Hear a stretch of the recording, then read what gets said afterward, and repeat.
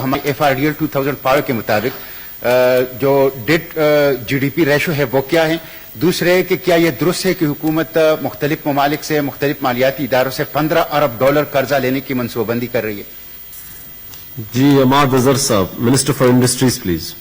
Date to G D P تقریباً کچھ 86% کے قریب ہے، اور جو قرضوں کی ریکوائرمنٹ ہے وہ اسیس ہوتی ہے ہر سال بجٹ کے دوران کہ آپ کی ایکسٹرنل فائنینسنگ ریکوائرمنٹ کیا ہے. ابھی فائنینس بل پیش ہوئے گا تو ہم اس کے اندر تفصیلی کر دیں گے، لیکن میں یہ بتاؤں کہ یہ قرضوں کی ریکوائرمنٹ جو سٹیم ہوتی ہے یہ بنیادی طور پہ آپ کے فسکل اور کرنٹ اکاؤنٹ ڈیفیسٹ سے سٹیم ہوتی ہے. کرنٹ اکاؤنٹ ڈیفیسٹ ہمارا بڑی سٹیپلی نیچے آ رہا ہے، $20 ارب سے شاید اب ہم اس کو 3 سے 6 ارب کے درمیان جو ہے وہ کلب کر رہے ہیں. جب ہم آئے تھے تو یہ $20 ارب تھا.